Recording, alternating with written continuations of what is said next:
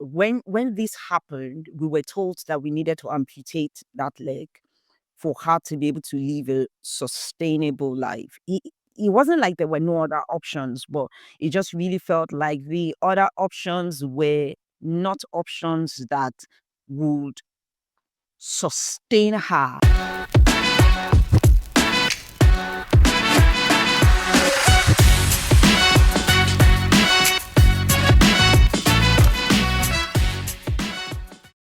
Good morning, good afternoon, good evening, depending on where you're calling from. This is Kunle Olufemi on the Adventures podcast, and it is my pleasure to welcome you to this very episode of Adventures. Welcome. As you know, on Adventures, we seek to bring you the stories of vision and courage behind the organizations and the brands that you see around you every day.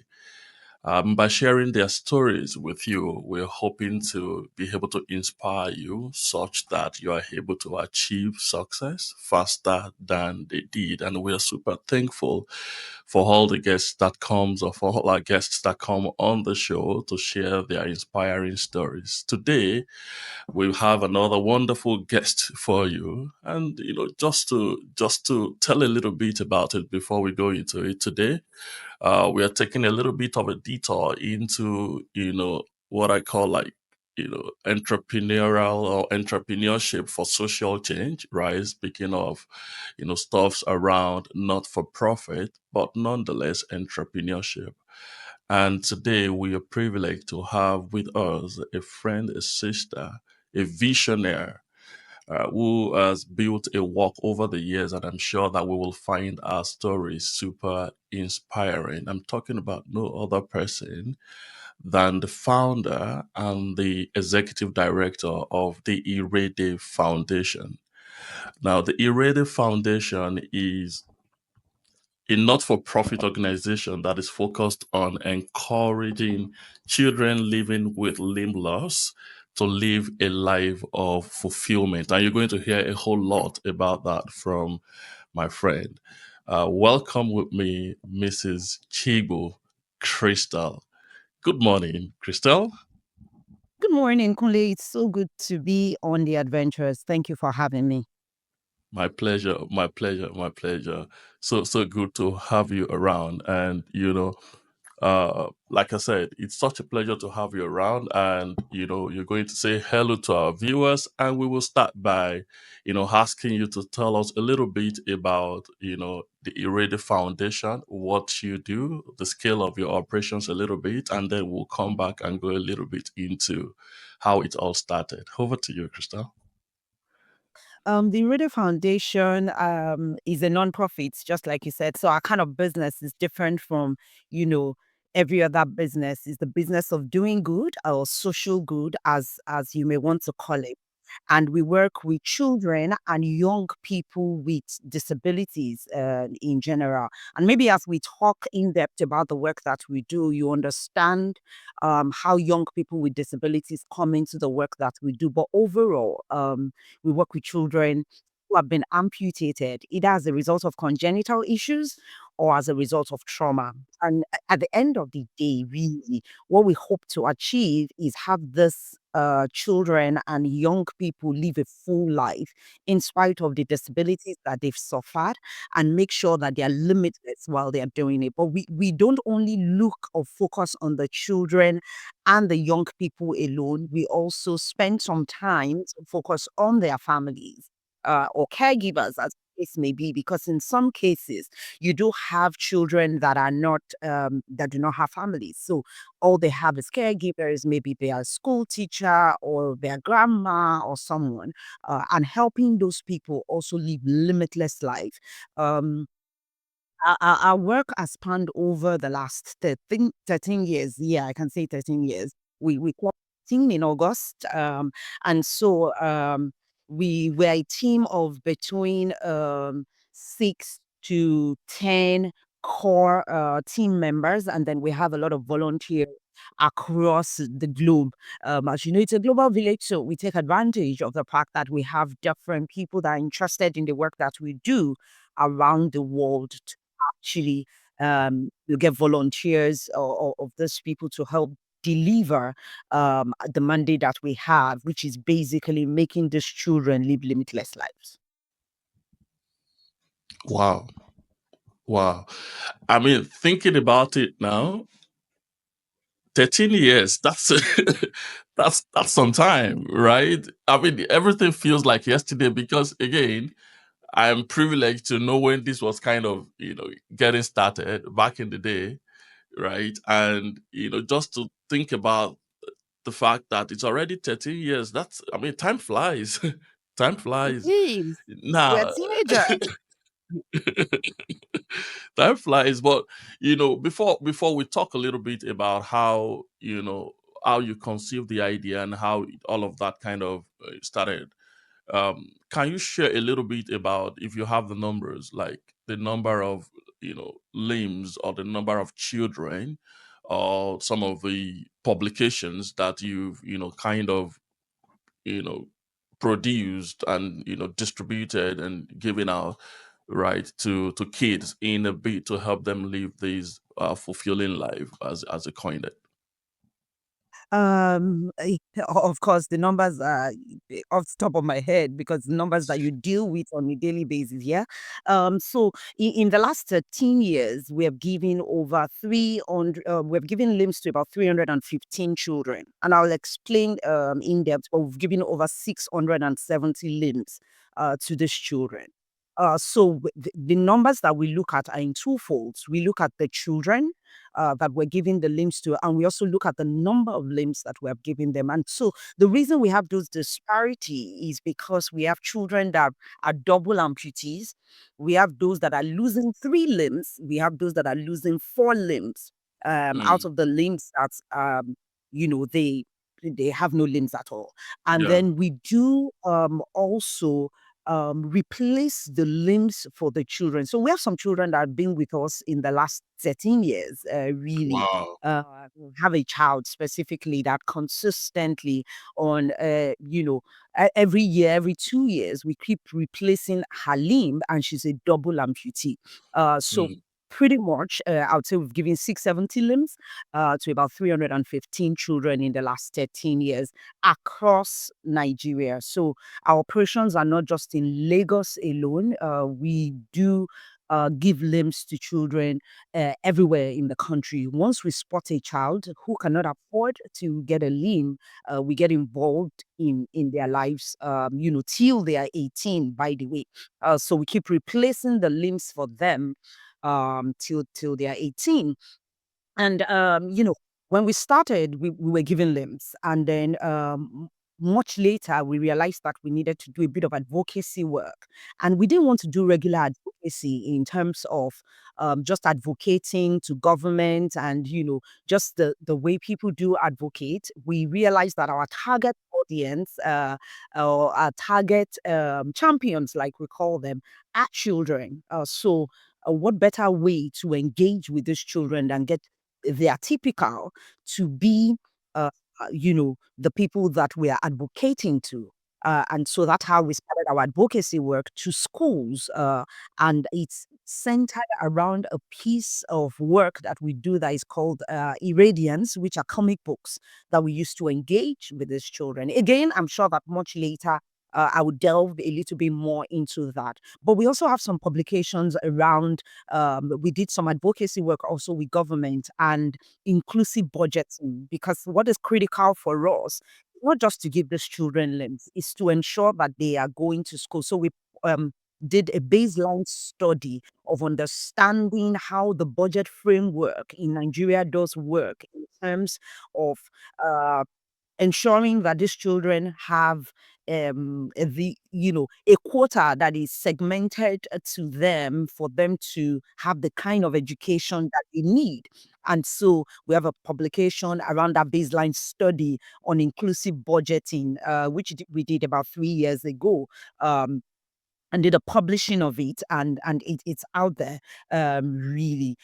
people to access. And we're working on some research work also currently, and a publication or will soon be out. And this is work that we're currently doing, not just in Nigeria, but we're partnering with an organization in Belgium to actually uh, publicize this. So I'm sure that before the end of the year, we should have done this publication. So again, I could put a little bit of conversation around it, before we wrap up. I mean, I can't wait to hear that, to be honest, right? And thanks a lot, Crystal, for sharing all that you have shared, right? To hear that you have directly impacted more than 300 children and giving out more than 600 limbs is so inspiring, right? And I am so eager to hear about how it all started, right? Because I'm sure that in hearing how it all started, our listeners can draw a lot of correlation, between where they are and your story, and so find some inspiration to take the leap of faith, so to say. Right. But before we get into that, you touched on 2 points that I want you to double click a little bit into, right? So number one, you spoke about the fact that when you spot a child or you identify a child who has some affordability challenge, who cannot afford these limbs, right? You take them on and then you support them till they are 18, which means that if a child cannot afford these, or a teenager cannot afford the limbs, but they are above 18, they are out of school, right? So to say. So it looks to me that the age 18 and affordability are the two filters through which you pass every request through before you say yes to them. Can share a little bit about these filters and why them? Um, Thank you. Yes, 18. So I think I'll take it, and the reason 18 is very important for us is because the growth rate actually stops at the age of 18. In some cases, you do have growth spouts at age 21, but we know that when we give you a limb at 18, you can use it sustainably for, say, 5 to 10 years after we've given you that limb. Unlike when you're much younger and we keep changing the limb as you go.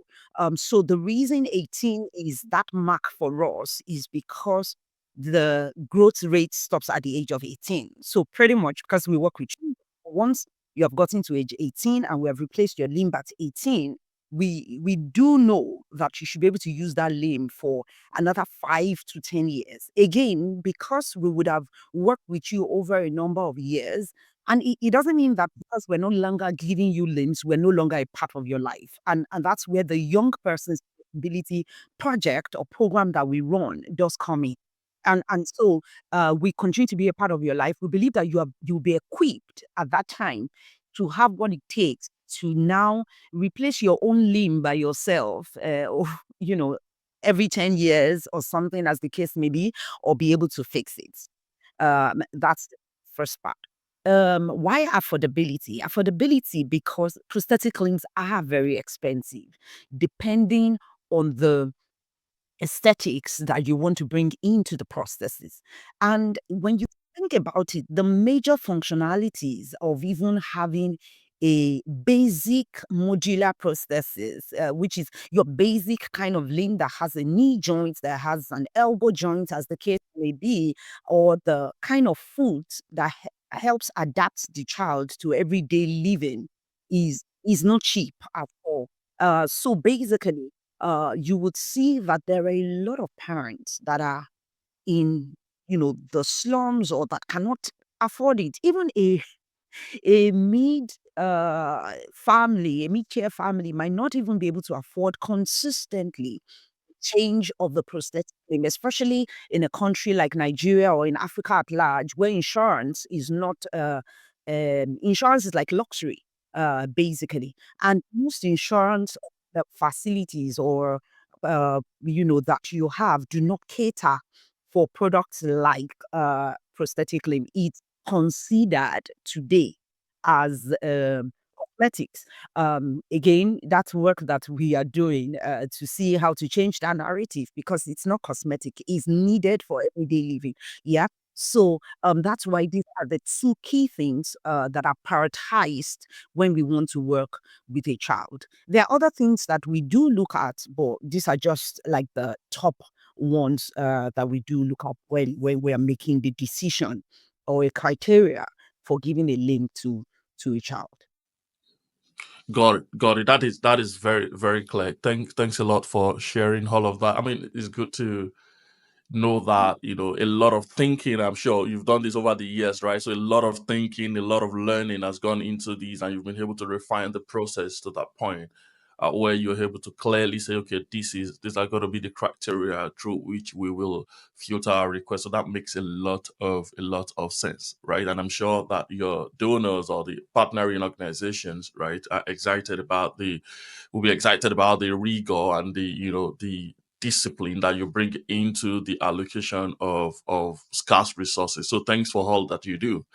Right now, I think we need to go. We need to let's go back now. Let's go back to how it all started, because I know you, right. You know you you are not a person with disability yourself, right? And I'm just wondering, how did the whole story start, right?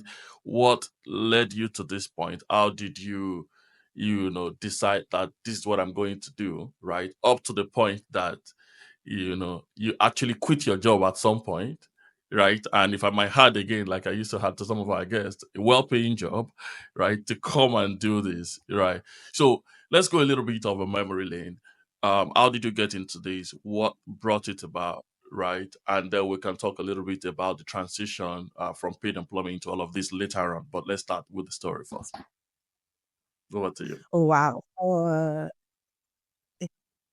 It's interesting that we're going back, and usually this can be very emotional for me, but also I think over the years I realized that for you to have a sustainable business, there has to be a story behind what it is that we do. So I gave birth to my first child with a congenital deformity, which led to the amputation of her leg. So at the time, about 16 years ago, when I gave birth to my daughter, she had what was called tibia hemimelamia. Tibia hemimelamia. And tibia hemimelamia, I tried to research. There is no reason why it happens. Yeah, it just Mm. happens to a lucky few. And What you feel indeed, yeah. uh, when this happened, we were told that we needed to amputate that leg for her to be able to live a sustainable life. It wasn't like there were no other options, but it just really felt like the other options were not options that would sustain her. She would be in and out of the hospital every time. And so, as we waited and researched and tried to get the needed help uh, that we need for her, we realized that we have to do the amputation. So the leg was amputated about 2 years and 3 months after we gave it to her, and then the journey began because it started unfolding. That life was not very sympathetic to persons with disabilities in Nigeria at the time.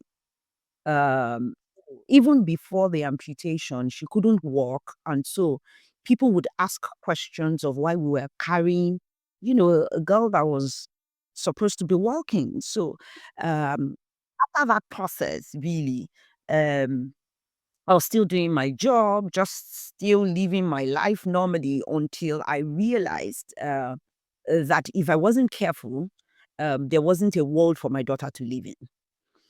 So I started writing. I started blogging. I started just sharing my daily experience of having to parent a child with disability. And that in itself, it's another conversation. Yeah. And until I met a family that had their own child and their own life had ceased as a result of that. And I couldn't, because I was still doing my job, I was getting support from my office just to help my child live the needed life that she needed to have. And so I was wondering, why would your life stop? Why would you stop your business? Why wouldn't you be able to live a full life just because you gave birth to your child? And I realized that there were so many more people going through the same thing. And after a while, doctors will also call me again. I breezed over it, but it took us 2 years and 3 months to make a decision that we knew about 6 days after we gave birth to her. 6 days after, we were told amputation, but it took us 2 years and 3 months. And we are educated people. We understood the science of it. So imagine the people that are not educated or people that did not have access to the kind of information that we had access to making the same decision. So doctors will call from time to time and say, "Hey, we just met a family. They are having the exact same situation as your child. They are supposed to do the amputation, but they are not making a decision. Do you want to help us speak to them? If we're not careful, this child will die." And there Mm, was just a lot of conversation back end. So mm. I I started talking to parents. Not Was that necessarily. after? Was that after the amputation was done or before? No, after we did our own amputation After you of did your of amputation. Okay. limb.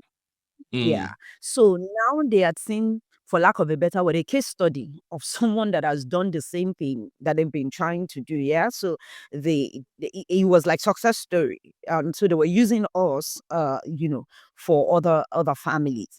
And so I spoke with a parent that the child had the exact same situation as my daughter's. But he's a boy. And you know, the boy at this time was, I think, about 5 years old.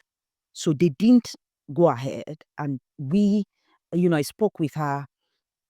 Interestingly, they never amputated till date, but he's one of the champions at the foundation. But eventually, they gave birth to another child that had both limbs with the same issue. So that they did amputate. But I had parents like that. And so I met a child, double amputee, and about same age as my daughter that needed prosthetic limbs. And so my daughter was already using limbs at this time, moving all around the place. And so that day I came back to the office and I told my manager, I said, please, I need your help. And she said, what is that? I said, I'm trying to raise money to give a child a limb. How much is this going to cost? At the time, it was going to cost us, I think, about 500,000 naira. So I said, 500,000. She said, for both legs? I said, yes. She said, okay, I'll give you X amount. I went to another friend in the office. Before it was evening that day, we were able to raise the money for the child's wow. both legs. And so Wow. I reached out to the parent and said, I'm interested in being a part of this child's life, to help the child walk and all of that. And that's how the journey of making limbs. There was no organization, by the way, at this time. I had not set up an organization. We gave the limbs. I gave reports to everybody. Just shared WhatsApp of this is what's going on and all of that. But as I started engaging with parents, I realized that there had to be a sustainable way to doing this. In fact, I think I talked to a friend then about it, and he told me, he said, how long are you going to continue to collect money from people and they keep paying it into your accounts? You need to have an organization. And I'm like, I don't want to run an organization. Because again, like you rightly said, you have this high paying job. It wasn't about an organization for me. It was Yeah. just one child, a limb per time, living a full Mm, life that my own mm. daughter was now enjoying.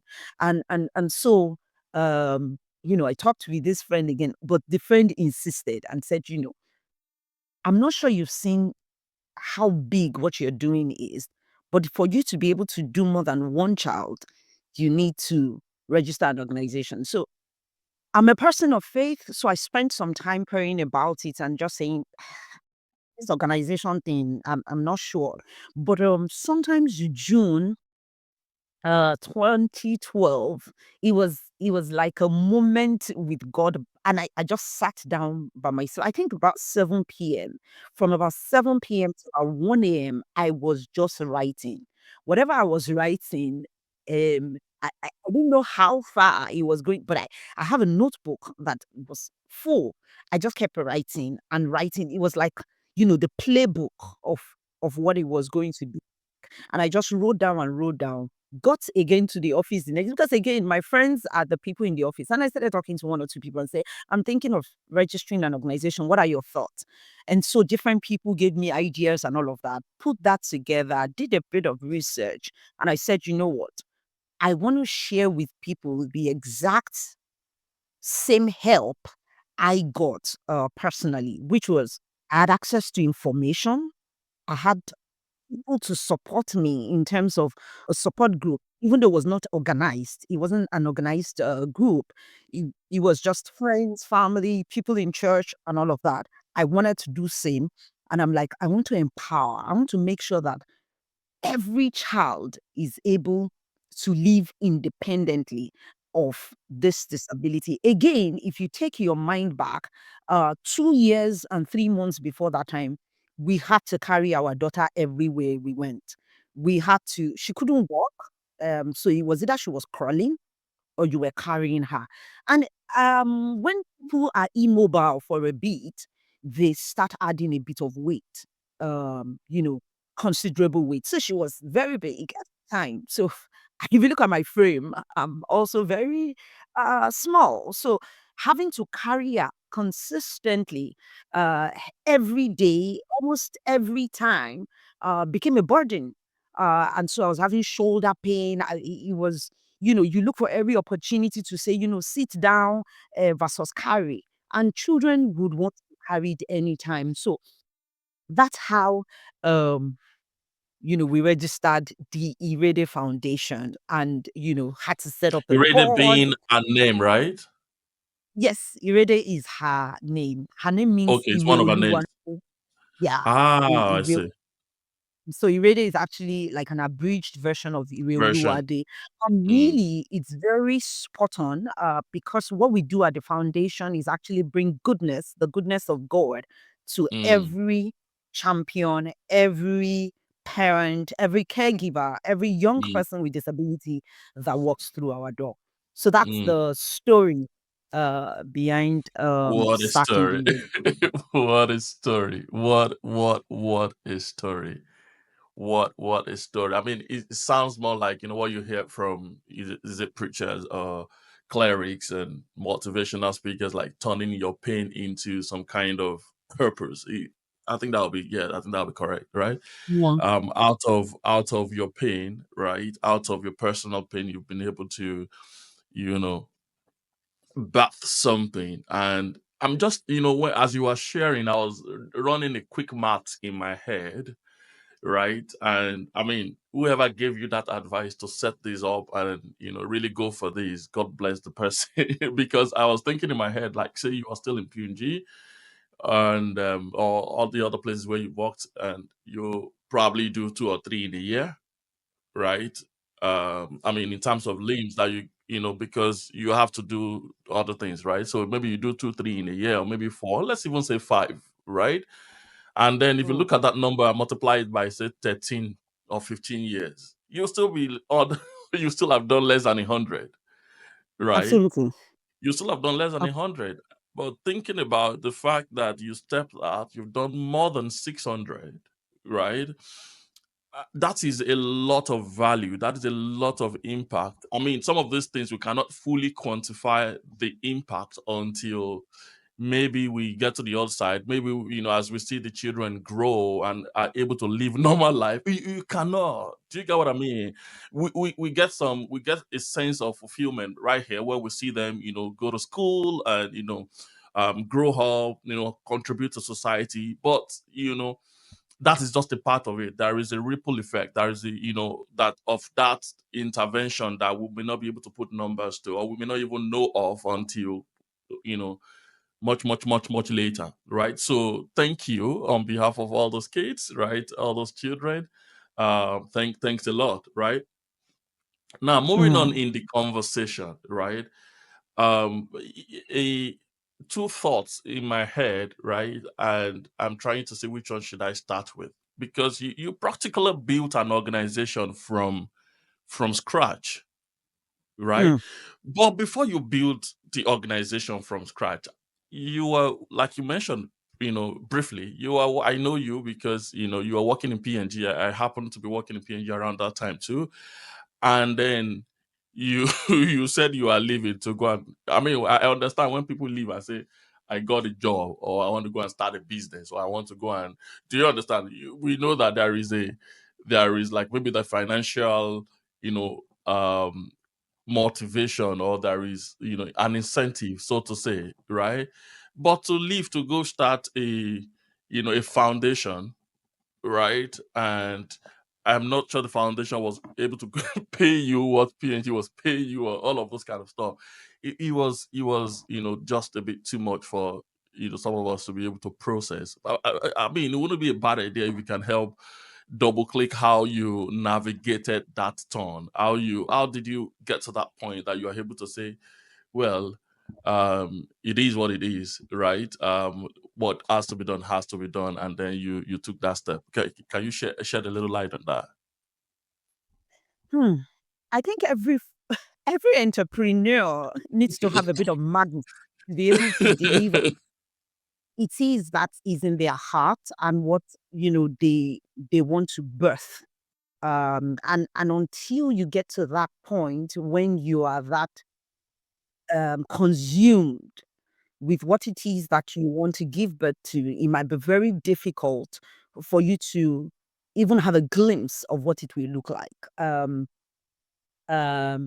if I mean, if you know me very well, one of the quotes that I came up with at some point and I have stayed with, and it kind of forms everything that I do, is that clarity does come in the place of doing. So as you do it, it kind of unfolds. You get better understanding.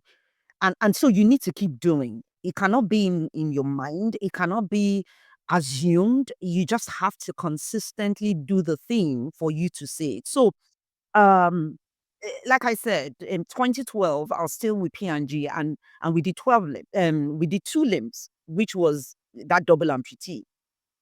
It In fact, it spanned into 2013, uh, because even though we're able to raise the money somewhere October, November, completing the process, going through it, and the child was not in Lagos at the time.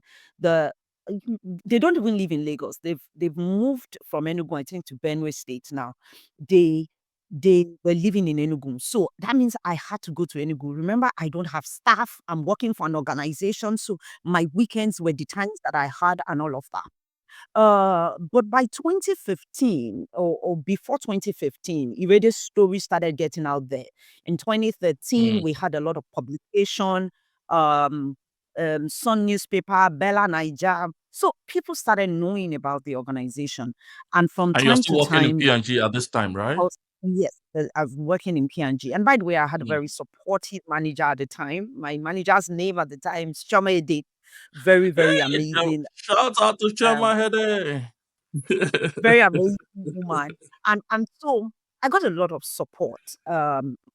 She could understand every time I came to her that I had a speaking engagement. So I would go from time to time. They say, I'll come and talk to these women, come and do this one. So I'll take Mm. time off. Of course, some of this time, I took from my vacation days to adjust, but because vacation days were planned. So, but sometimes I have to, ask for something, like a quick one, go and speak here, go and speak there.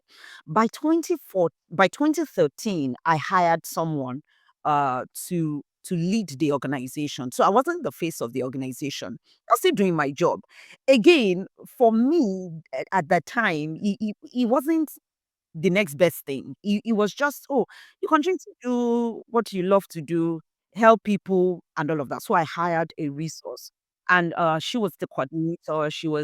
Um she was running the organization day to day, going for meetings on my behalf. And then when I need to show up to speak, I'll come and speak. By the way, what then happened was, I mean, I resumed work then 8:39 and I would close by 5. So my staff resumed to my house by 7 a.m. in the morning. So we will do our debrief between 7 and 8 for everything that we need to achieve for the day, for the week.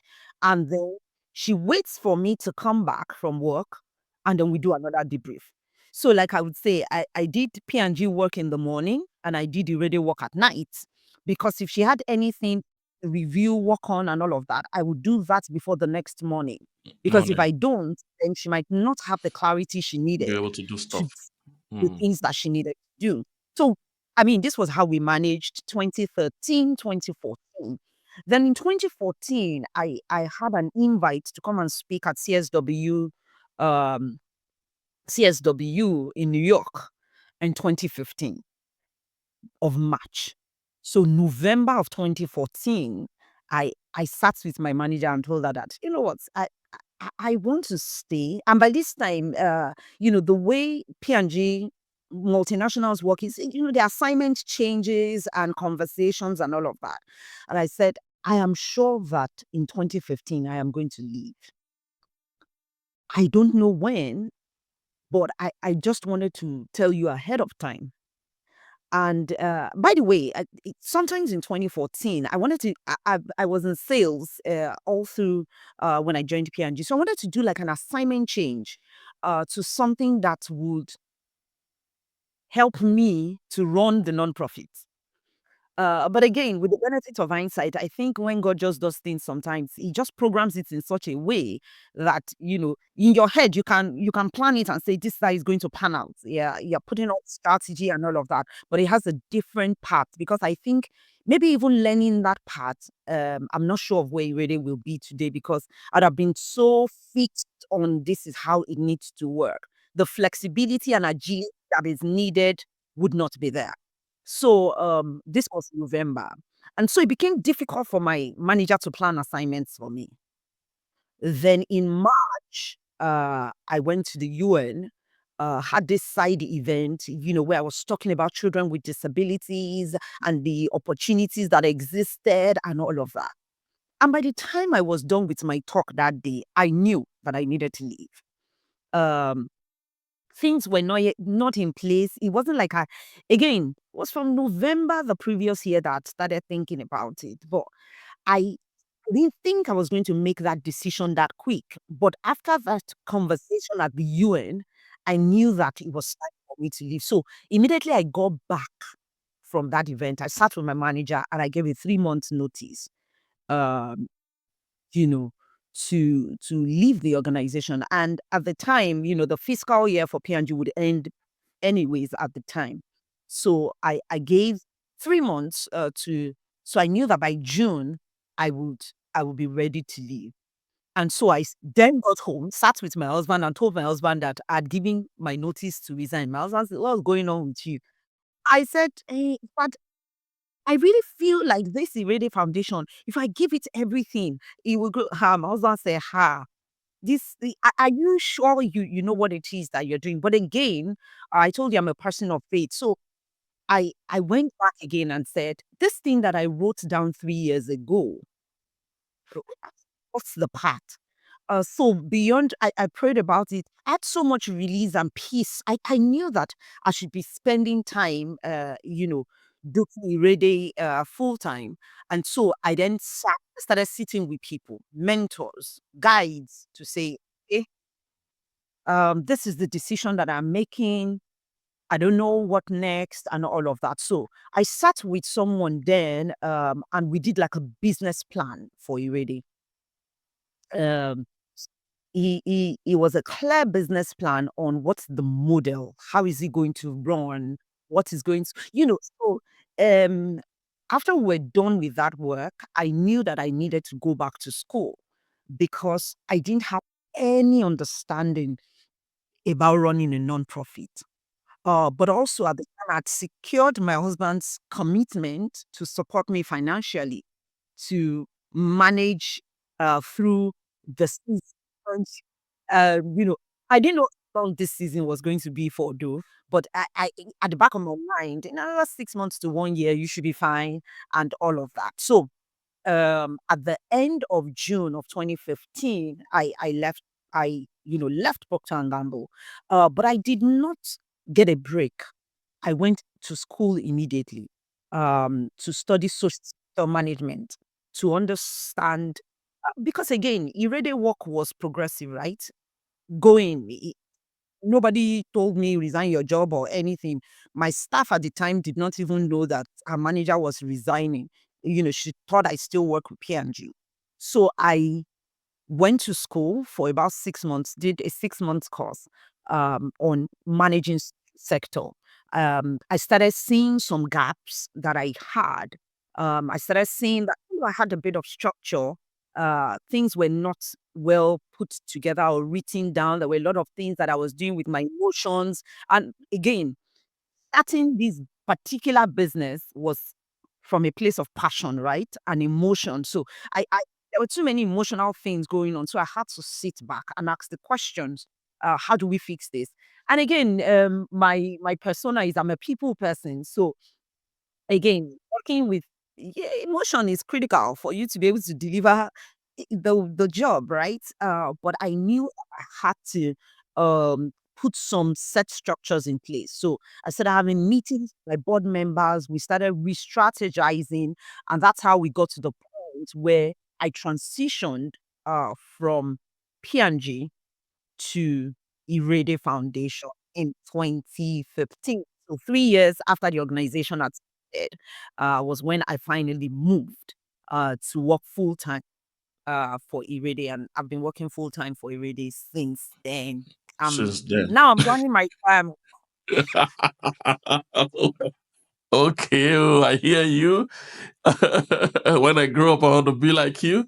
Uh, uh, Crystal, thanks a lot for all that you've shared. I mean, it's good to see that it wasn't just something you just did at a whim, right? Like you just woke up and you're like, okay, you understand that you went through a rigorous process of thinking it through, right? Getting a lot of guidance, a lot of input, right? From not just stakeholders, but from, counselors, people who kind of knew better, who have probably gone ahead in that journey. And all of that helped you, even sent you back to school, more or less.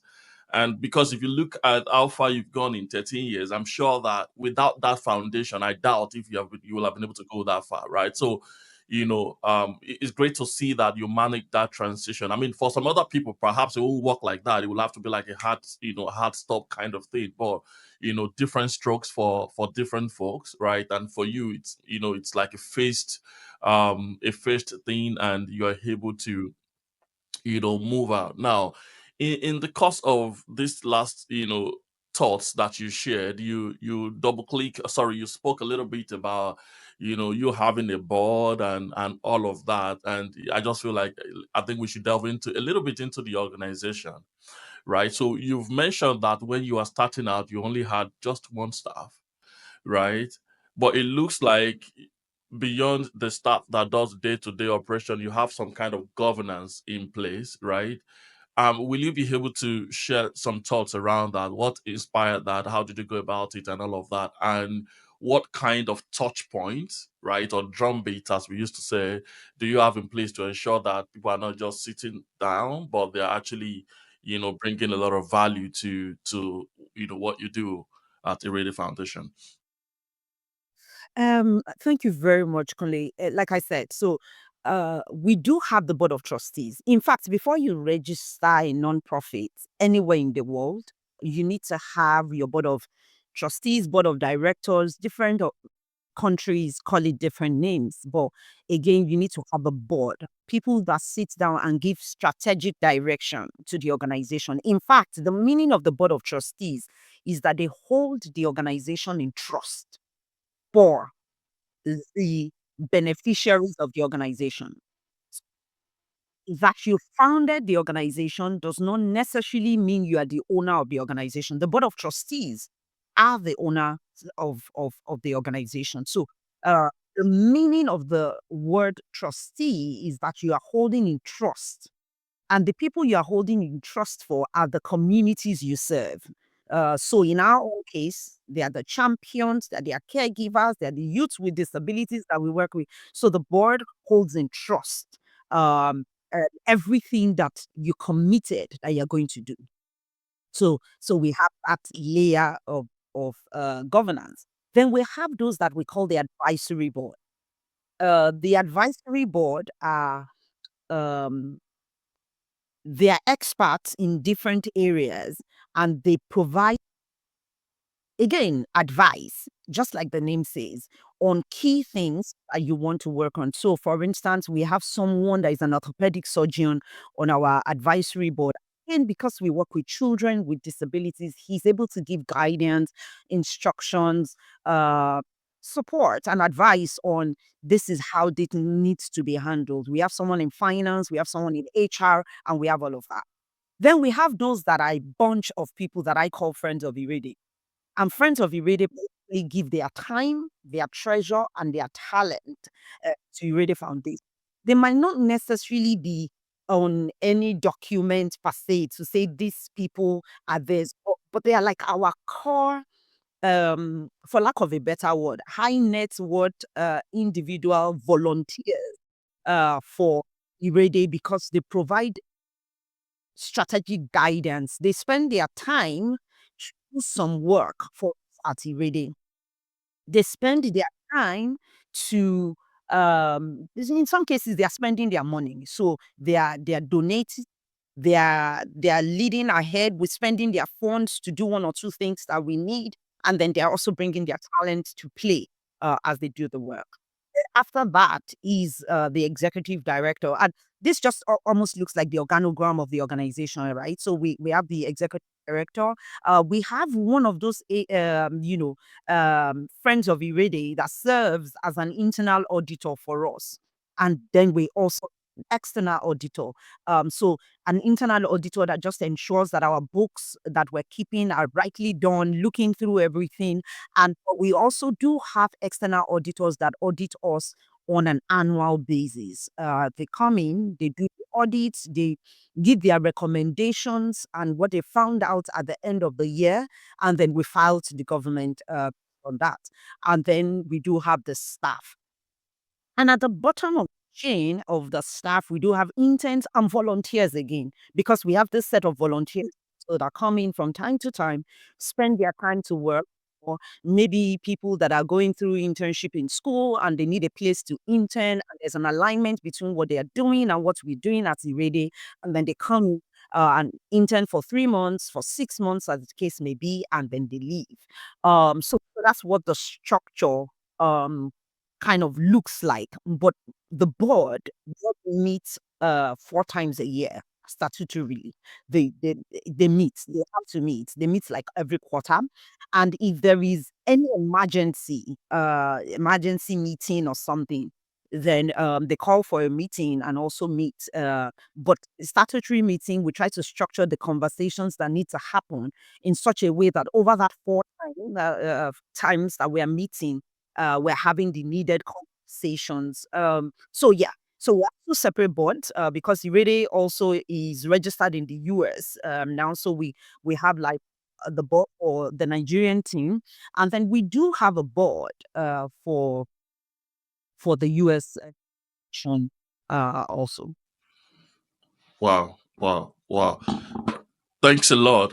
Now, that is super helpful to hear, right? In terms of the governance structure that you have in place or you've built over the years, right? But I don't want to Mm. demotivate somebody who is just starting out and like, do I need to have all of that to be successful, right? Or to even get started? No, And no, Kunle, some of I'm these things that you evolved, and you're part of this process. You evolved over the years, right? yes, I know it evolves. So I mean, as super helpful what you have shared, right? But I want to just step back a little bit and say, okay, when we were starting out, we only had this and we had this, and that kept us going for a while, and then we started adding to it as we became bigger. What would that look like for somebody who's just like setting out So we had the board of trustees, like I said, for you to set up in to Nigeria, register to set up? Yeah. or anyway, you Mm. need to. So we had board of trustees. There was myself as the executive director, and then I had one staff, um, and volunteers. And these volunteers, again, I tell people when you're starting off, your friends and family are very helpful, and the Mm. volunteers were my friends. from Mm. bullying to begging to forcing. Somehow all my friends were involved. So I knew their strength and the different things that they could do for me. So I Yeah. had a friend at the time.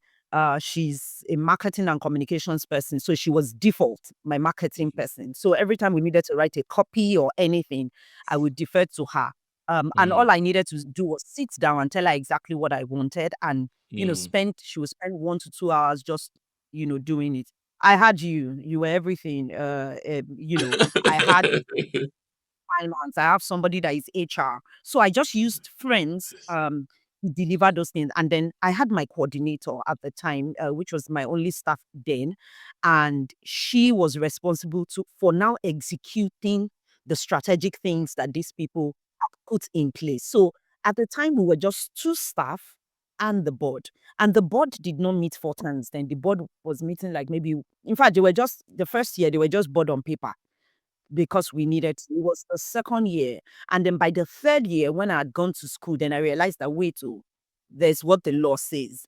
And that's when we start structuring in terms of the number of times they met, their involvement, and all of that. So yeah. So I think that if you're starting newly, you need these statutory board members. And if you're just starting, really, I want to beg you to take your time to select your board. Your board members should not be family and friends and all of that. Look at the people that will help forge, the people that have the time to show up for your meetings, the people that have the skills that you need and, are committed to your vision to sit on your board. And then myself at the time and my coordinators, and you need those volunteers, especially for a social business. You don't need to go and hire all of these people. You can get them in volunteers. There's a pool of people looking for how to give back to their communities. Yeah. Thanks a lot. That's super helpful. Thanks a lot. Right. I know I have one or two friends who have, at one point or the other mentioned that they want to start something. I'm sure they will have this conversation. They'll find this conversation very, very, very helpful. Right. Let's talk a little about money. Is that okay? Let's talk a little about Absolutely. money. Yeah. Absolutely. So and then okay, so I know that when I talk to entrepreneurs who are into for profit, right? Who are aspiring entrepreneurs, everybody talks about the funding challenge, the funding challenge, the funding challenge, right? And I just want to kind of sense check with you. What was that like for you? Right? Setting up in Irede, right? Or raising the funds that you need to raise. Where do you look to raise these funds? And okay, I have some follow-up questions, but let's start with that. Why are you smiling? Money matters. Money matters. Yes, funding at the time starting off was a challenge. I think for funding as you grow, right? Even when you think that you have gotten the right revenue that you need per time, as you want to grow bigger, you still need money. So we're still needing money. But when we were starting, so in our own case, we call it funding, we call it revenue, and we call it donations. So because we are registered charity, um, and there are two kind of registrations that you can have for non-profits. You can be a limited uh, by guarantee, which is like a social enterprise, and they have more opportunities to do a little bit more, or you can be a charity or by trustees, which puts you in a place where most of your funding comes from donations. Donations in whatever way you want to look at it. Either people are directly giving as individuals or corporates are giving, or you're working on donor related projects and donors are giving for a certain cause, or it's government, whichever way you want to look at it. But like a large chunk of your money comes in through donations. And so for us, when we started, like I insinuated when I was talking about when I had that child I had to work with. most of our funds came in from friends and families. Um, and again, if you know me very well, I'm a people's person. So the huge uh funding that was crowdfunded came from friends and family. So if you are my friend, you will give and you will give me somebody to give. And that's how we started 2012, really 2015. The huge base of our funding came directly from individuals. And these individuals, friends and family. But what we did was year on year, we tried to retain the people that we had and get in new people. Um, and that kept us for the first 2, 3 years. And we started being accountable to those people. I've listened to some of the editions and I've heard, you know, and yesterday, really, I told somebody, I said, and this is a business, and the person was telling me, oh, my funders, uh, they're investing. I realized that they're investing. I said they're investing in you. So to a large extent, when you're running a business, when people are giving funds or investing in that business, they are as much as they've done their permutations and everything, they are investing in the person. People give to people. They don't give to organizations. They. So a lot of people gave because they knew Crystal, um, and the story is also compelling, and they think they want to be of that impact. And so that sustained us for the first 3 years. It helped us to build credibility because Kunle could then tell his friend Kayode and say, Kayode, you know what? I'm supporting this organization and they can be trusted. Again, one of the things that are lacking a lot when it comes to non-profit, especially in Nigeria, is in fact, I didn't mention this. Someone told me and said, you are running non-profit, you have hammered. That means you have made money. And and so when it comes to the credibility level of nonprofits, it's one that a lot of people think that it's a place where people launder money, people do all sorts of things. So um, you need to build that credibility. And that first 3 years, our friends and our families helped us to build this. But we did not stop at that. We were also accountable, telling them what we did with the funds in terms of getting back to them on the children that had gotten limbs, how much money we raised. So our audited financial statement, for instance, is on our website. So you go there, you can see uh, from 2013 till 2023, it's all on the website. The impact reports are there. So you can really see what your money is doing. But then we were doing like regular newsletters and thank you letters to people to say this is what we did with the money. So that's how we got sustained in the first 3 years, really, friends and family. And then by the third year, we were now able to approach corporates and say, this is the work that we do.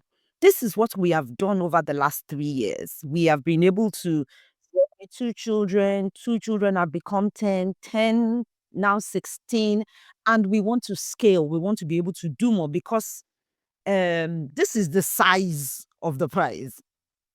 There are so many more children that need help. If you come and support us, we will be able to do more children. This will also happen to your business because people will see that you're supporting and helping. And again, ours is that impact story, not necessarily the bottom line. And as we start linking those, then we started seeing organizations that wanted to be a part of the work that we do. As soon as we got the first organization on board and had their buying to put their logos on our website and talk about them every time that we talk, then other organizations started feeling like, if this organization could give them money, that means they can be trusted. And so we started doing also the base of our corporate donors. By year 6 or so, we also realized that the work that we were doing was beyond the service of providing limbs. We wanted to go into advocacy. And so that's when started writing for proposals for grants to get funded in the area of advocacy to drive the work to another level. Because there's so much limbs to give, right? Or keep giving. But there are thousands of children, and especially in a place like Nigeria where, there is war, in the northeast and all of that. And you think of the Boko Haram and the insurgencies and all of that. So you have a lot more children that are being amputated as a result. And so we knew that for us to reach these people beyond our just giving them limbs also, then we need to start advocating. Very quickly also, there were preventable amputations. And so we knew that we needed behavioral change to Nigerians to realize what they do to reduce the rate of amputation that are needless. And so that's how we started getting donor funding. At some point, the government came in, gave us some fund. They just realized, oh, there's this nonprofit that everybody is saying is good. Call us for a meeting, give some monies. But consistently, our funds go, from the individuals that give. So we crowdfund a lot. And then to the corporates. And now we are getting donor funds. And we are beginning to think of how to institutionalize some of those funds that we're not using in the immediate so that it's taking care of children that will come along the way. Wow. Wow. Wow. I mean, Crystal, thanks a lot for sharing all of those. Two thoughts were just, kind of popping up in my head as you were sharing. Like, credibility is currency, reputation is cash. Oh, I mean, reputation is cash, credibility is currency, right? Because I mean, that is the story you've just told, right? Imagine if, and I keep saying this in, if some of the episodes, imagine that some of those friends and family, you've borrowed money from them before without returning it, or you've messed up your reputation with little things, right? What is the assurance that they will be willing to go out on a limb? Speaking of out on a limb, now they yeah. go out on a limb to. You're absolutely right, Kunle. You're absolutely right. Just recently, I got a call and somebody called me and said, oh, we're doing this project. And when we got into the room to talk about the fact that I wanted to do this project, somebody mentioned your name and said, you are the only one that can do this because you have consistently done this. So tell us about the work that you're doing. So I, I, Hmm, I think that we can't underplay it at all. That hmm, your reputation does matter. hmm. And I totally agree with you. I totally agree with you. And thanks for sharing all of that. I just hope that you know uh people who are starting out on a similar journey like you will take a cue from this, right? That the fact that you're starting in not for profit shouldn't be, don't just expect to get into it and then you hammer. It's not something you do you know to enrich yourself, so to say, because if you try to do that, you're going to ruin your credibility, right? And by doing that, you also, by extension, all the opportunities you could have afforded other people, right, is going to, you're going to block that opportunity. So, it's a food for thought, actually. If I come back a little bit now, I know that you based on some of the things you've shared and some of the things I've seen, I know that you try to maintain a high level of transparency, right, and accountability, right? But there is that which is required by law, and there is that which is just good practice.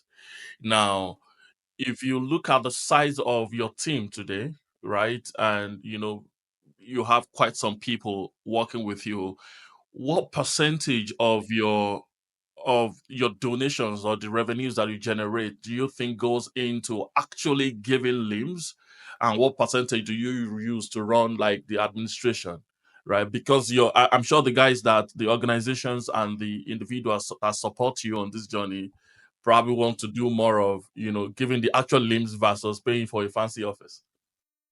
Absolutely. Absolutely. So from the beginning, we had actually defined, and I don't know where I got that thing from, but we had defined that 80% of our revenue would go into um, projects and programs. And I'm not calling it just limbs now because in 13 years, our programs have diversified from giving limbs to advocacy programs in schools to leadership program for young people. And then the balance 20% we use for everything else. So operations, a bit of marketing or communications, as you may want to call it. And now that we are doing research, also into research. So we strive consistently to ensure that we don't exceed the 20% that is for our operations, for operations related purposes. So I would say that 80%, I mean, it has to be 80% and then 20% to operations. Okay. Wow. Wow. I mean, and for me, that's very healthy, right? Because it means that bulk of course, the operations have to be sustained, right? People have to do the work and all of that. But, a Yeah. great chunk of what is coming in is actually coming in just for the sake of that, right? Directly into programs. And, that for me, that I think that's great. And it's a good learning point for, people who are just starting out along that journey. All right, now let's begin to bring this to a little close, right? This is where we talk about what one of my managers used to call the mushy mushy stuff, right? But before we before we go into the mushy mushy stuff, right? Just a few questions around, you know, if you have to, okay, so let's step back a little bit, right? Can we talk a little bit about your people and people processes, right? What you are doing to ensure that you're getting, the because I mean, working for a not for profit is not always like the easiest thing, right? Because you're not driving profit and all of that. Maybe they're not getting like fat bonuses and all of On a that. bike in fancy cars. Well, I didn't say that. I didn't say that. you know, how do you ensure that the organization, you have a talent pipeline that is driven by what drives you, right? And what are you putting in place to ensure that at least for the future the organization is continue to be supplied with motivated and talented individuals, right, who will continue to maybe by the time you retire will be able to take the job forward from that point. Thank you very much. I think that's the most evolving part of our business, because, like you rightly said, it's one of people having to ensure that they want to be in the place in the first instance. So initially, again, when we started, it was just, oh, I see somebody that is available, and this person kind of respects me enough and thinks that they like this work. And so that was how I got the first person that worked for me. But after about 3 years, so after about 3 years, and she stayed with me for like a year and a half, really. So she stayed. And then somebody needed an intern, a copper at the time, and the copper was like, oh, please, I need a place. And so the copper came in as an intern and was working with my coordinator at the time. Then when my coordinator left, I had somebody else. And so by 2015, I knew that I needed to have a process in place to bring people in and out. So had a one-page document, the key things that we needed to have, somebody that is passionate first about children and work and non-profit and all of that. So we had that in place. And then we grew from a team of one and a half to two and a half, really, with the copper. And then the copper finished serving and left. And, was just two of us for a bit, till I think about 6, 7 years after, when we felt like we needed a full team. And then so we expanded to about five, and then we did an expansion to we became 10 2 years ago, and all of that. But so I'll start talking from about 2 years ago. So we started trying to strategically say, who should and it's interesting because I'm telling the person, but I understand that I'm telling, the entire world really opportunities that are available and what they can do. Who is qualified to work in Irede Foundation? Who is the ideal Iradian, as we put it? What kind of person do we want to what kind of remuneration is critical. In fact, 2 years ago, we did a lot of work on our pay. We did a survey, we benchmark versus other non-profits that we feel like, we are par with those that are above us. What are some of the benefits? So we evolved from coming into the office every day to a hybrid system, and just started looking at sweet spots for people on why they should, and selling to them the benefits of working within this environment versus the for-profit environment, really. And the training became a huge part of what we did. One of the key things that we do in Irradiate, I think, is peculiar to us is also the fact that we set up a mentoring system for the staff. So staff, if you're working in finance, you will likely have a mentor that you can reach out to from time to time. And if you remember, I talked about this set of friends of Irede that are volunteers for us, and they are highly placed people. So they are mentoring the people. So you're not necessarily missing much. So you have opportunity for training, you have opportunity for this, you have opportunity to have mentor someone that you're talking to, different from your manager to make this happen. And currently, we're in a place where, we are tidying up all of that, seeing all the kind of skills that we need to be able to hire for the or the Iranian of the future. Really, because it's not just about today. We have the people that can deliver the business today. But if we're looking at the kind of business we want to deliver in the next 5, 10, 20, 50 years, then there are other things that we clarify in terms of structure for people. So one of the key things, even though our HR is embedded today in our operation, is we're beginning to, you know, focus on people differently. How can we build people? One of the things also that I've learned is that it's been easier for us to build a team or build a person from scratch. So when people come in as coppers, as interns, as volunteers to work with us, they're staying for longer because most of the things that they're learning within the system. They're not bringing another culture. They're just joining us and learning how we're doing it. That has also been very helpful for us. So the key things that we're working on right now is just restructuring that, and not looking at ourselves as a non-profit. So looking at ourselves as the business that we are, because I think when employees work for people, it's not necessarily I'm working for a non-profit. Is I work for an organization that I love, uh, and meeting my need at the same time. So this is now where we're doing some work to make sure that Irede is that choice that people are making when it comes to uh, an employer. And I think that's where we are. But like I said, still evolving, still learning, and I believe we're getting better daily.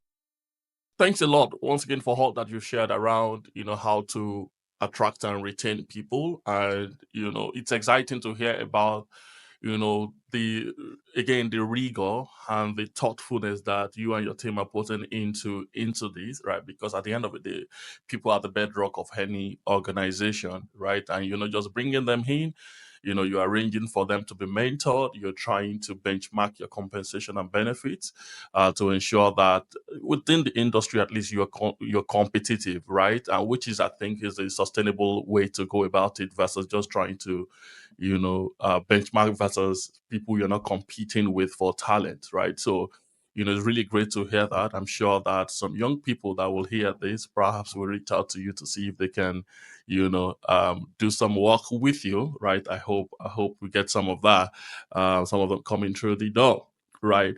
Now, I want us to touch a little bit on I'm not sure. I'm thinking of asking this question in dramatic time to ask the two questions as one, and then you unpack them as you see needed.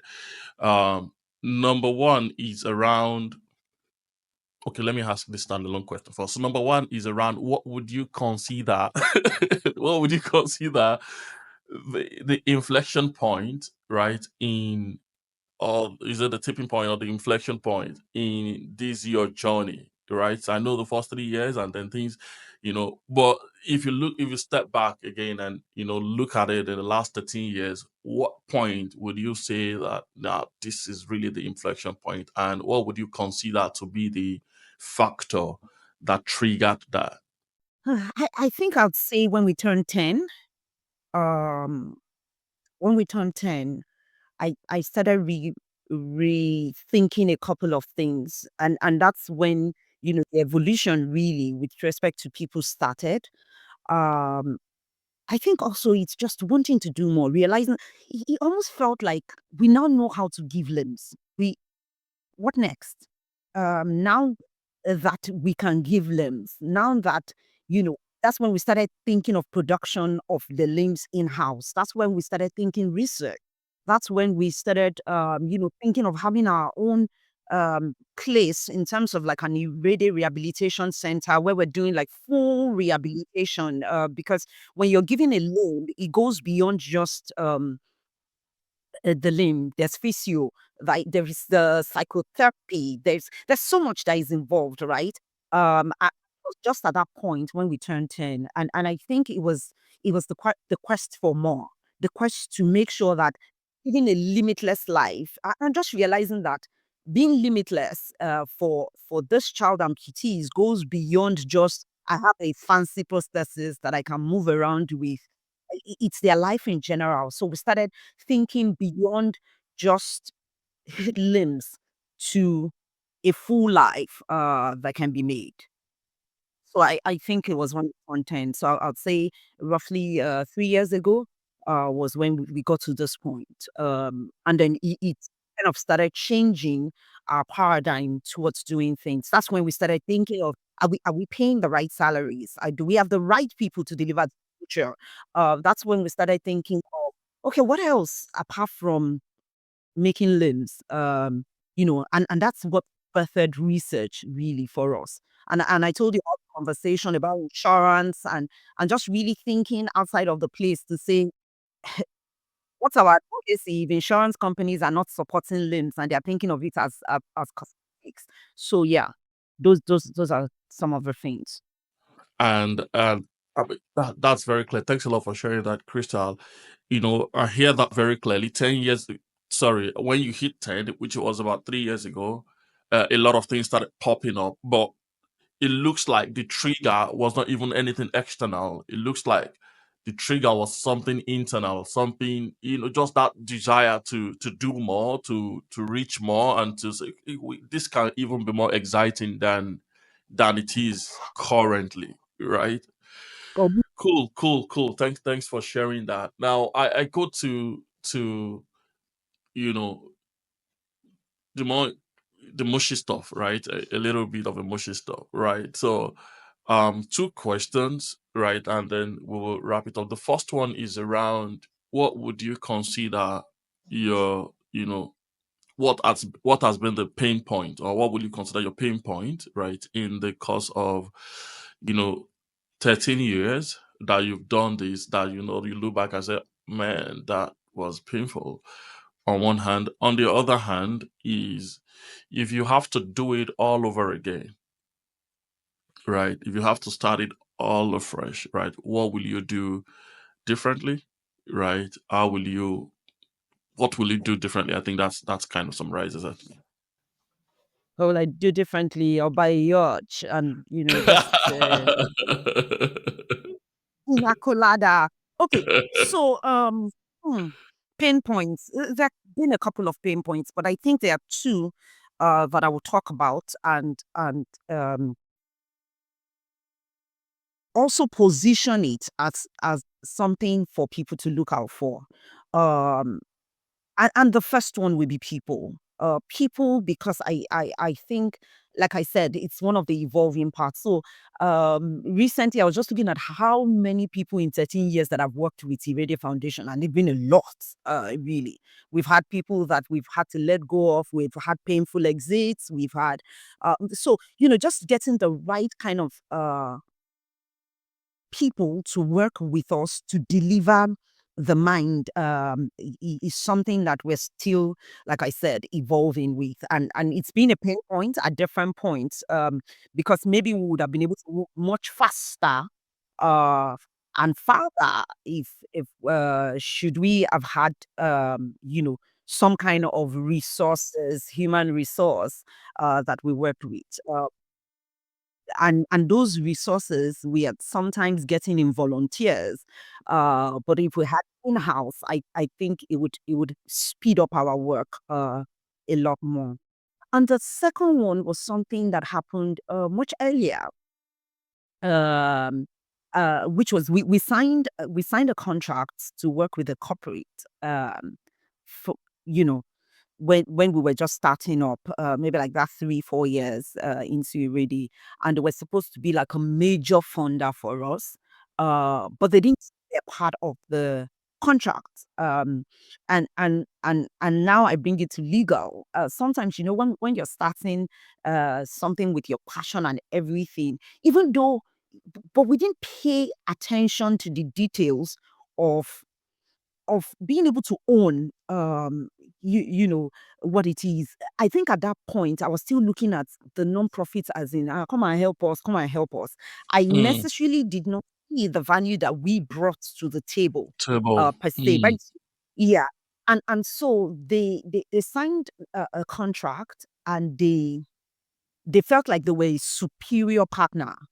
Mm. From where I sit right now, there's no partner that is more superior. It doesn't matter what you bring to the Mm. table. What I bring to the table, It's you unique. you Mm. don't bring to.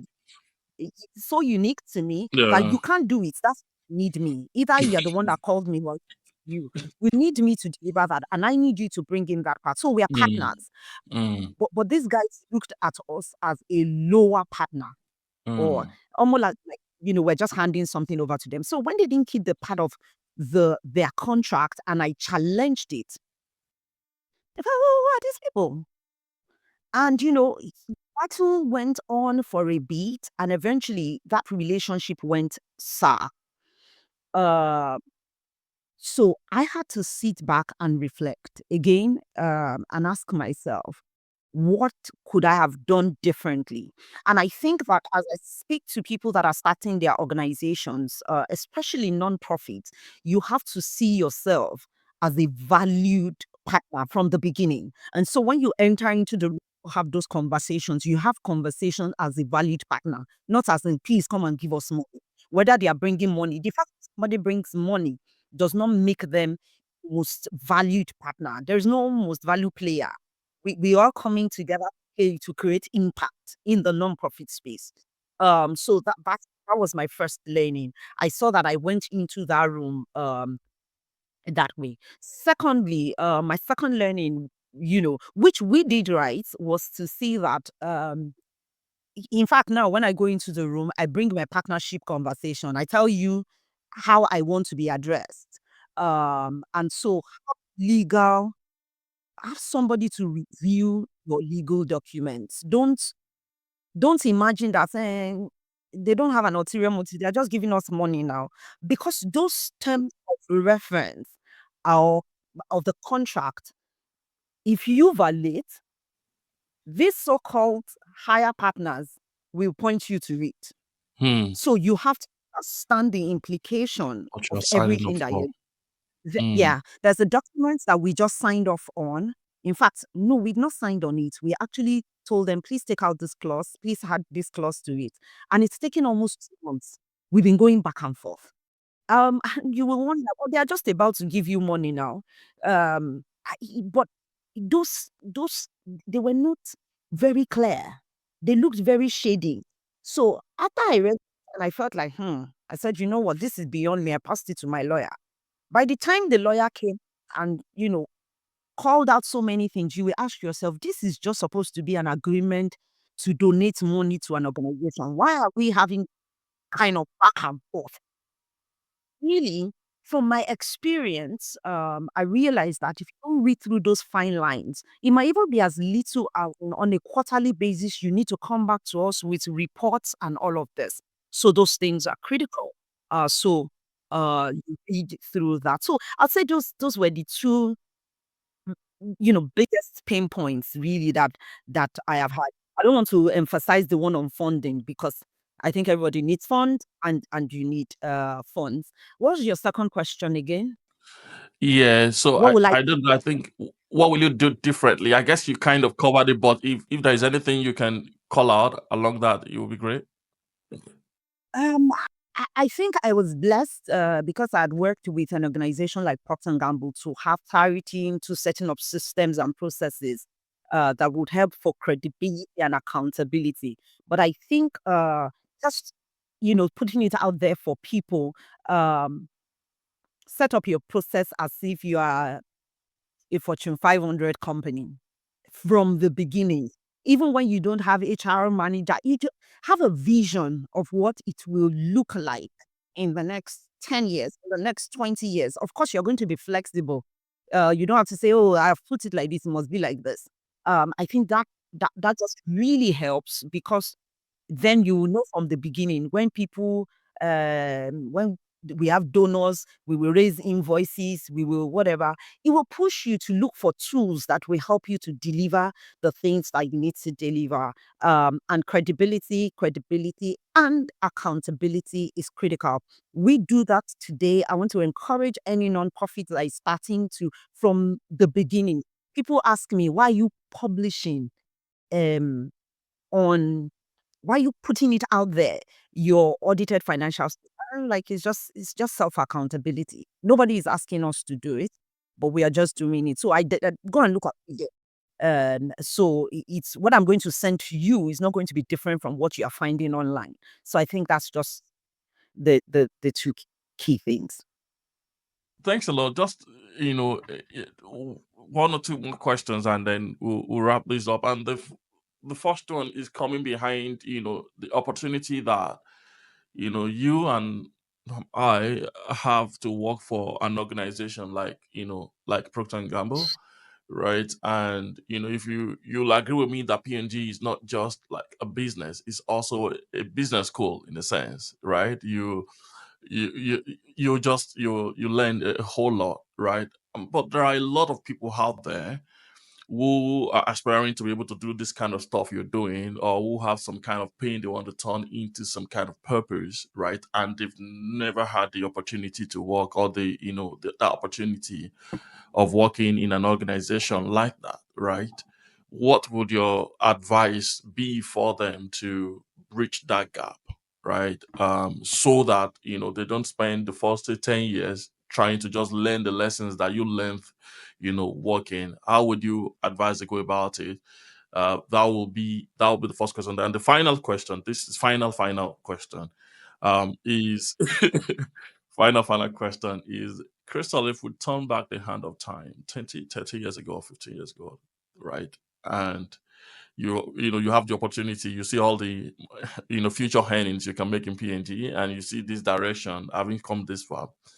Will you still make that same decision? Will you still go this direction that you have, come this direction that you've come? So the first question and the second question, and then we'll wrap it up. Thank you. Okay. Hmm.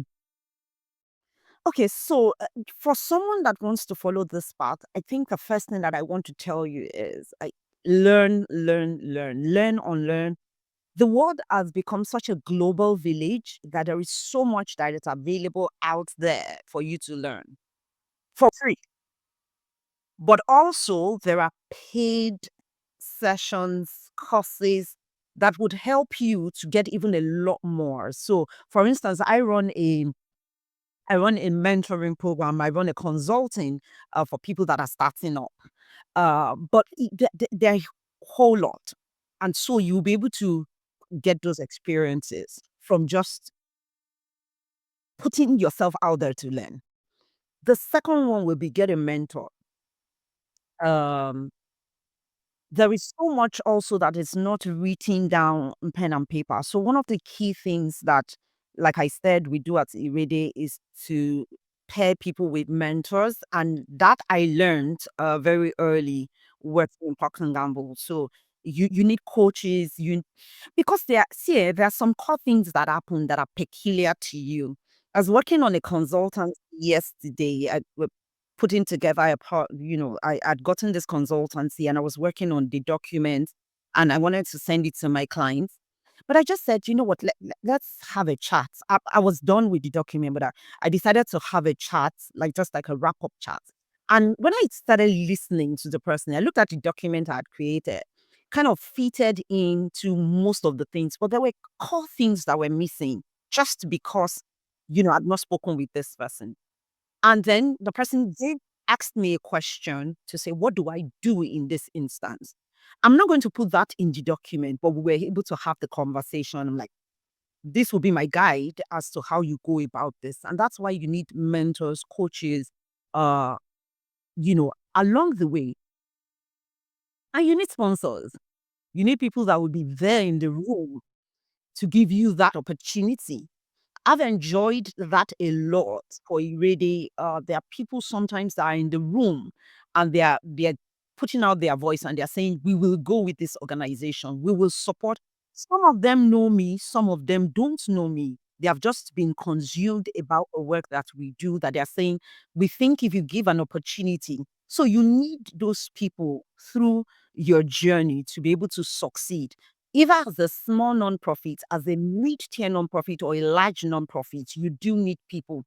In fact, I beg to say that for nonprofits, the biggest skill that you need to have is building and sustaining relationships. I've not seen it written in any book, but I know that in my 13 years experience of being in this space is the biggest skill that you need to be able to deliver your work. Then would I do this again?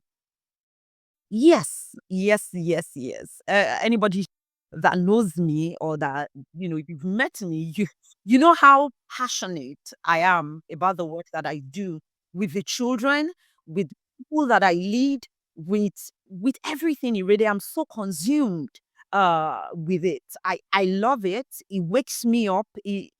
For lack of a better word, gives me a mojo that nothing else gives me. It makes me very happy. So when I'm coming to you for help, you you don't have a choice, so you have to help me. Because just realize that you yourself will be really enthusiast. I will do this over and over again, especially because it gives me a lot of fulfillment and value. Makes me happy, and I think I'm doing what I should be doing at this time. So yeah, I am happy. Wow. Wow. Wow. Wow. Thanks a lot, Crystal. Super thankful for all that you have shared with us today. I mean, how much can we pay for this? We don't even have the money to pay you anyway. We are not for profit. I will not start raising donations. That's just on the light channel. So thanks a lot, Crystal, for No, all that you've shared today. It's been a pleasure okay. talking to you in the last 1.5 hours or so. Thank you. I know the timing is not, the best. I know, the situation is not like perfect, but then you came through anyway. So we are super thankful for having you, and I'm sure that our viewers and listeners from all over will also be very thankful for all that Mhm. you have shared. Been a pleasure having you on board. Thanks a lot. Thank Thank you. you. Yeah. Any final word before we call it out? Ah, okay. So I think for me, again, I want to reiterate that clarity comes in the place of doing, keep doing. And then secondly, I tell people do daring daily. If you want to eat an elephant, you don't have to try to consume it at once. Just keep doing the small bites, but let there be a consistent doing on a daily basis. It just helps you and moves you closer to the goal. And then finally, disability is a mind game. Anyone with disability can live a full life once they can work on their minds to realize that once they can have it in their mind, they can actually make it happen. So I look forward to seeing you doing great things. Thank you, thank you, thank you. And with that, we have come to the end of this particular interview. Once again, Crystal, thanks a lot. Our love and regards to the whole Irede team and your family. All right, bye bye. Hey, thanks a lot for taking the time to watch the podcast. We are super thankful for you taking that time and investing the time to learn. We hope that you find the story inspiring, and beyond that, that you've been able to articulate one or two things that you want to do differently in your own entrepreneurial journey. May I encourage you to please like, subscribe, comment, and please share the word within your own circle of influence, especially within those that you think are on the same entrepreneurial journey with you. May I also encourage you to please, beyond subscribing to our YouTube channel, follow us on our other social media platforms. That means a lot to us, and we can see that that helps us to track that we're making some progress and so making some impact. Thanks a lot once again for taking the time to watch, and to see you on the next episode.